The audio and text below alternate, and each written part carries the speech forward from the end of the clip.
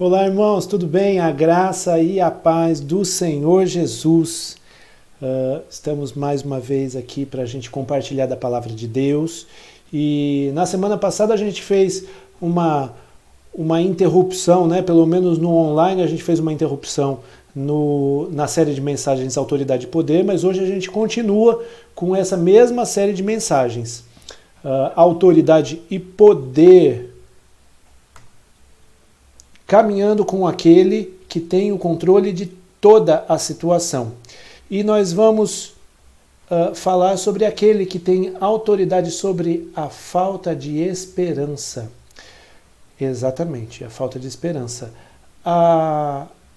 O que acontece é que essa pandemia nos trouxe mais do que a doença. Ela nos trouxe, entre várias outras coisas, a crise econômica, o medo, a morte, né? Nos trouxe falta de esperança. E por conta disso, pessoas que tinham planos de se casar por esses últimos meses, né? Tiveram que desmarcar, outras pessoas que tinham viagem marcada, que tinham expectativas, que tinham planos com seus parentes e os parentes faleceram. Esperanças que foram embora.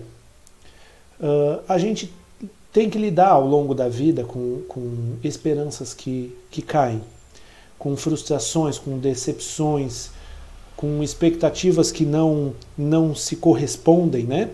E isso não é só um luxo da pandemia, isso daí, com pandemia, sem pandemia, isso acontece. Então, na verdade, qual é a resposta que Jesus tem às frustrações, às decepções, à falta de esperança? Às vezes você chegou num ponto na sua vida em que você não espera mais nada, em que não existe mais nada a esperar, né? Nós tivemos há alguns meses um ator da velha guarda que se suicidou, e ele disse que era, na carta de suicídio dele, que era muito difícil viver nesse país, viver a velhice nesse país, e que ele entendia que a humanidade não deu certo.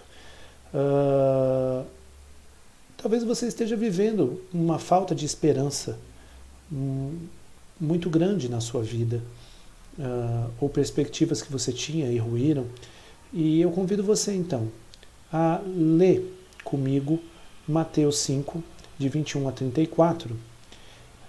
Mateus 5, de 21 a 34, que vai dizer assim: Tendo Jesus voltado de barco para o outro lado, reuniu-se em volta dele uma grande multidão, e ele estava junto do mar. Então chegou um dos chefes da sinagoga, chamado Jairo, e vendo-o, prostrou-se aos seus pés, ou aos pés de Jesus, e lhe pediu com insistência: minha filhinha está morrendo, venha impor as mãos sobre ela para que seja salva e viva. Jesus foi com ele. Uma grande multidão seguia Jesus, apertando-o de todos os lados. Jesus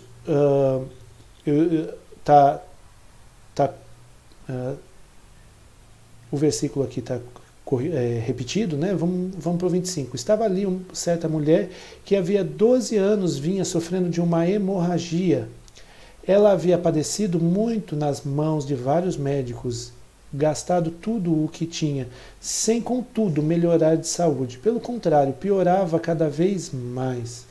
Tendo ouvido a fama de Jesus, a mulher chegou por trás, no meio da multidão, e tocou na capa dele, porque dizia: se eu apenas tocar na roupa dele, ficarei curada. E logo a hemorragia a estancou, e ela sentiu no corpo que estava curada daquele mal. Jesus, reconhecendo imediatamente que dele havia saído poder, virando-se no meio da multidão, perguntou: quem tocou na minha roupa? Os discípulos responderam: o senhor está vendo que a multidão o aperta e ainda pergunta: quem me tocou? Ele, porém, olhava ao redor para ver quem tinha feito aquilo. Então a mulher, amedrontada e trêmula, ciente do que lhe havia acontecido, veio e prostrou-se diante de Jesus e declarou-lhe toda a verdade. Então Jesus lhe disse: filha, a sua fé salvou você, vá em paz e fique livre desse mal. Meus queridos, antes de a gente continuar, vamos fazer oração? Pai querido, nós te agradecemos, Senhor, te agradecemos por esse tempo aqui, esse tempo de reflexão na tua palavra, e nós te pedimos poder do teu Espírito Santo, nós te pedimos a ação do teu Espírito Santo através dessas sagradas escrituras, dessas poderosas escrituras, Senhor Deus, dessas preciosas linhas, para que a nossa vida seja transformada, para que esperanças sejam renovadas, para que curas sejam feitas, para que pessoas possam se arrepender, Senhor Deus. Nós te pedimos isso no nome do Senhor Jesus. Transforma-nos, Pai. Amém. Meus queridos, o primeiro ponto que a gente precisa entender a respeito desse texto é que nós temos duas pessoas aqui com falta de esperança, ou que a esperança está indo embora, né? A primeira é a Jairo, que tem a sua filha doente, e ele diz que a filha está morrendo, ou seja, ele não está, apesar de todos os cuidados de saúde, né? A menina está doente e ela não está reagindo, e portanto ela vai morrer. Não tem nada que se possa fazer a respeito disso. Jairo não tem conseguido lidar com essa situação, de modo que a menina está piorando de saúde e ela vai morrer. Também nós temos o caso dessa mulher com hemorragia, e no caso ela também sofre de falta de esperança, porque ela, aliás, de uma forma muito mais aprofundada. Por quê? Ela começou a ter essa hemorragia, ela procurou médico, né, para poder se tratar. O que você espera quando você vai ao médico? Que você tenha um tratamento e que você seja curado. Ela passou na mão de vários médicos e esses médicos não conseguiram tratá-la. Não houve resposta. A sua doença era como se fosse uma doença incurável. Ela continuava com aquela hemorragia. E tanto ela não melhorava, como o texto bíblico diz que ela piorava. Então, que perspectiva tem uma mulher dessas? Ela vai acabar morrendo alguma hora, porque a hemorragia está piorando. Uma hora ela vai sangrar até morrer. Então, se você tinha uma esperança de que houvesse uma cura, de repente você lida com a fria realidade de que você não vai ter uma cura, de que a sua situação é essa mesma, e que você pode inclusive piorar até morrer. Então essa mulher perdeu a perspectiva de cura da sua doença. Além disso, toda doença traz consigo, pelo menos para nós humanos, né, complicações emocionais, angústias, medos, dúvidas. E essa mulher, com certeza, ela era assombrada por tudo isso, angústias, medos. Então essa mulher perdeu a perspectiva de saúde, de cura, e além de tudo ainda era uma mulher que vivia com as suas angústias por conta da sua doença. Somava-se a isso o fato de que, como o texto diz, ela gastou tudo que ela tinha em tratamento, então ela não tinha mais nada. Ela passava necessidade, e já é muito difícil passar necessidade quando você é saudável. Agora, quando você está doente, aí o negócio é muito mais difícil, né? Então, essa mulher não tinha perspectivas de cura, ela tinha angústias e instabilidades emocionais, e além de tudo ela não tinha perspectivas materiais, financeiras. Soma-se também a tudo isso o fato de que a lei de Moisés tinha um ponto na sua lei cerimonial. Lembra que na semana passada nós falamos de 3 áreas da lei, né?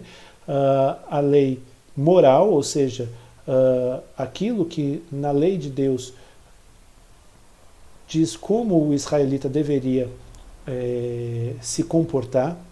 A lei cerimonial, ou seja, como o israelita deveria adorar a Deus. E a lei civil, como o israelita deveria viver em sociedade.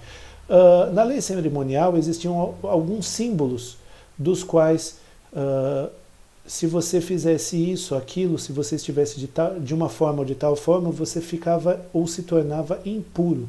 Era uma série de simbologias das quais a gente não vai ter tempo aqui para explicar certinho os pormenores da coisa. Mas o fato de uma mulher, por exemplo, menstruar, fazia com que ela ficasse, em todo o período da menstruação, tida como impura, e por isso ela tinha que viver recolhida naquele momento, até que passassem esses dias. Quem tocasse nela, quem se aproximasse dela, poderia ser considerado impuro e ter que fazer todos os passos rituais de purificação. Então, assim, essa mulher estava com uma hemorragia. Fazia 12 anos, não é um período menstrual. Fazia 12 anos que ela teria que viver tida como impura e, portanto, ela vivia recolhida. O problema dela, inclusive, era social. Ela não podia se aproximar das pessoas. Olha que tristeza. Falta de perspectiva de cura, falta de perspectiva financeira, falta de perspectiva social, relacional. E nisso tudo, quem que eram as grandes companhias dela? A angústia, o medo, a dor, a tristeza. Entendem? Essa mulher não tinha esperança. Então nós temos Jairo e nós temos essa mulher. Lembraram? Ok, segura essa informação, tá bom? Vamos prosseguir. Nós temos também as multidões. O texto vai nos dizer o seguinte: reuniu-se em volta dele uma grande multidão. E depois no verso 24, uma grande multidão seguia Jesus, apertando-o de todos os lados. Nota, uma coisa que a gente precisa entender é que multidão tem uma característica muito própria. A característica da multidão é a seguinte: ela não tem compromisso com você. Né? Se multidões te seguem, uma coisa que eu quero que você entenda é que as multidões não têm um pingo de compromisso com você. Um dia elas estão com você, outro dia elas não estão. Se você procura fama, né, a ponto de ter milhares de fãs, se você tem vários amigos no Facebook, vários seguidores no Twitter, no Instagram, aquela loucura, né? Ou como diz aquela canção, quero ter 1 milhão de amigos. Quero que você entenda que a multidão não tem um pingo de compromisso com você. Um dia eles estão com você, outro dia a multidão não está com você. O Senhor Jesus viveu isso ao longo do seu ministério. Um dia ele fez um milagre maravilhoso, multiplicou 5 pães, 2 peixinhos e distribuiu esses 7 elementos, multiplicando eles e alimentando mais de 5.000 pessoas. O pessoal vibrou, foi a loucura. No dia seguinte ele pregou um sermão duro, um sermão difícil, um sermão que não era bem aquilo que a multidão queria ouvir. O que eles fizeram? Eles foram embora, eles disseram para Jesus: essa mensagem é muito dura, quem é que pode suportar ela? E eles foram embora, simples assim. Jesus, num outro momento, num momento final do seu ministério, chegou a Jerusalém. Enquanto ele chegou a Jerusalém, as pessoas estavam clamando: Hosana, bendito que vem em nome do Senhor, falando para Jesus e tudo mais. No final daquela semana, eles estavam gritando para Pilatos: crucifica-o! As multidões, elas são assim. Quando interessa, elas estão. Quando não interessa, elas vão embora. Então, uma característica das multidões é: elas não têm compromisso. Um pingo de compromisso. Uma hora elas estão, outra hora elas não estão, e isso é regido de acordo com o interesse, não com o compromisso delas. Ok? E é isso que nós vemos com Jesus. Jesus está andando, as multidões estão apertando ele, mas essas multidões não têm compromisso com Jesus. Elas querem ouvir alguma coisa, ver alguma coisa, elas querem ver um milagre, mas elas não têm compromisso de andar com Jesus. Ok? Nas nossas igrejas, às vezes a gente tem pessoas muito ativas nas nossas igrejas, mas que também estão nessa pegada, ou seja, o compromisso delas é compromisso de multidão, ou seja, compromisso zero com Jesus. Às vezes elas querem alguma coisa, elas correm atrás da bênção de Deus, elas querem a bênção de Deus, elas não querem o Deus da bênção, né? Às vezes as pessoas se colocam nas frentes de trabalho, vão ajudar nos projetos sociais da igreja, vão ajudar nos projetos evangelísticos, vão cantar no louvor, vão trabalhar com as crianças, vão ajudar na cantina. E de repente o camarada some. E aí quando o camarada some, você vai atrás dele, ele fala assim, desanimei, não era bem o que eu queria, não era bem como eu imaginava. As pessoas elas são hipócritas, as pessoas elas são difíceis, eu não sinto Deus mais. E eu quero que você entenda que assim, 99% das vezes que isso acontece, o problema não são as frentes de trabalho, o problema não são os projetos, o problema não é a igreja e não é Deus. Eu não tô dizendo com isso que as pessoas não sejam complicadas, que as pessoas não sejam hipócritas e que dentro da igreja não existam pessoas muito complicadas e nem que não tenham aquelas que sejam muito hipócritas. Porque tem mesmo. Mas, nesse sentido, não é isso que fez com que essa pessoa simplesmente abandonasse tudo e deixasse a comunidade, deixasse a comunhão com o reino, a comunhão com Jesus. Não foi nada disso. O problema disso é a questão do compromisso. Ela não tem compromisso com Jesus. Ela não se comprometeu com Jesus. Talvez ela tivesse uma expectativa que era dela, que Deus nunca prometeu nada para ela nesse sentido. Talvez essa pessoa fosse uma curiosa. Talvez ela tenha se acostumado com a pegada, a rotina da igreja. E aí um dia, quando bateu um desânimo assim, ela foi embora, porque afinal de contas ela não tinha compromisso com Jesus. Então às vezes acontece de a gente ter gente lá na igreja, nas igrejas, né, que na verdade elas podem ser batizadas, elas podem ser membros da igreja, elas podem ser uma bênção até um determinado momento e de repente elas abandonam tudo, porque na verdade o coração delas não estava comprometido com Jesus. Vamos seguir, porque existe um diferencial nessa história. E o diferencial é justamente Jairo e a mulher com a hemorragia. Diz assim que Jairo, vendo Jesus, prostrou-se aos pés de Jesus. E a mulher dizia assim, se eu apenas tocar na roupa dele, ficarei curada. Depois, mais para frente, no verso 33, ele vai dizer que a mulher também se prostrou aos pés de Jesus. Ora, isso é uma situação totalmente diferenciada. Por quê? Porque quando a gente está dizendo sobre Jairo se prostrou diante de Jesus. A mulher se prostrou diante de Jesus. A mulher colocou toda a sua confiança diante de Jesus. E quando a gente pensa nisso, a gente vai precisar entender que isso tem a ver com alguém que se comprometeu, que se rendeu a Jesus, que entregou tudo o que tinha e tudo que era diante de Jesus.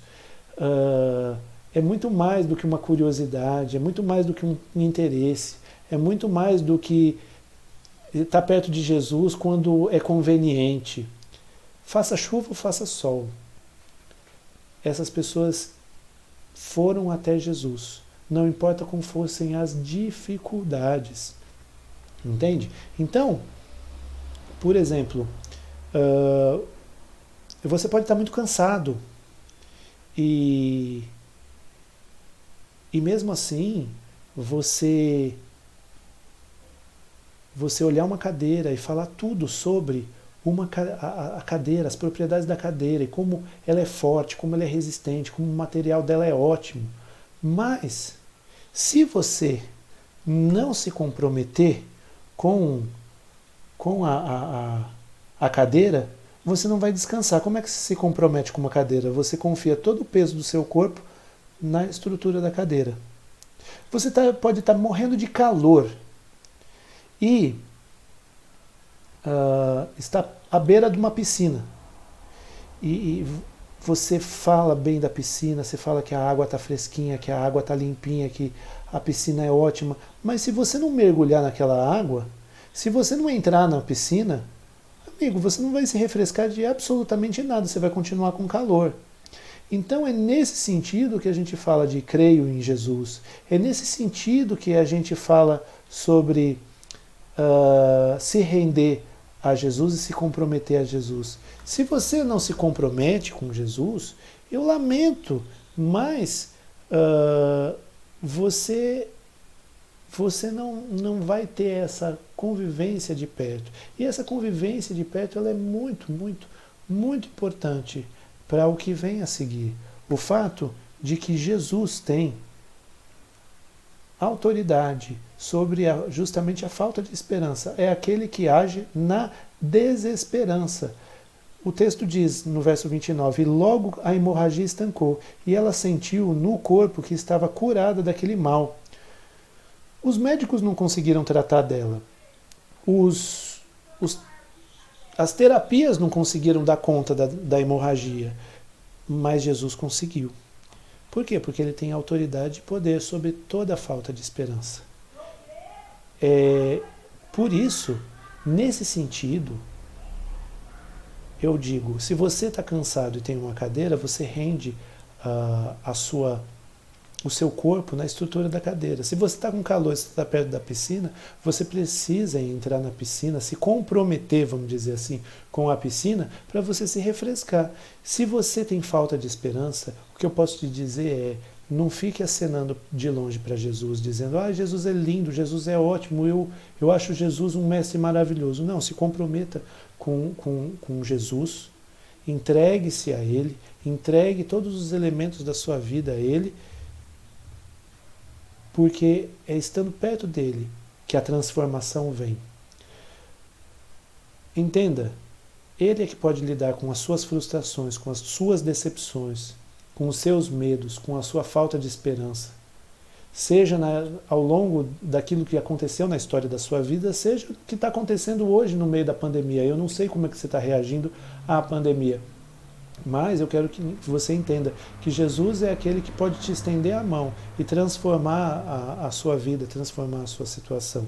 E não somente a sua situação, mas ele pode te dar uma esperança viva. E por que eu estou te dizendo isso? Porque muitas vezes Jesus agiu no seu ministério falando ou transformando as situações de algumas pessoas. Pessoas essas que nunca mais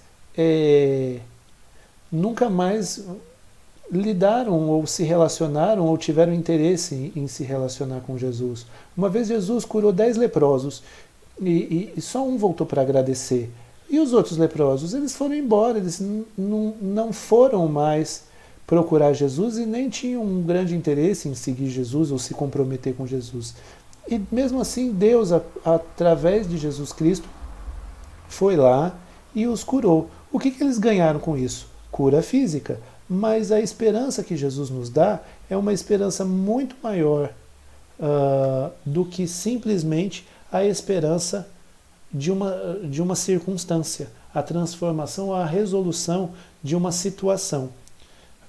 Eu não estou dizendo que isso não seja importante. É claro que se você está com um parente doente e de repente esse parente é curado e ele sai do hospital, é ótimo. É uma grande de uma alegria. Ou você está com dificuldade no seu trabalho, ou você se manteve desempregado um tempo e agora se abriu uma porta de emprego porque Deus assim o fez. Isso é motivo de alegria, mas eu quero que você entenda que a esperança que Jesus dá vai muito mais além do que essa questão da resolução de situações na nossa vida.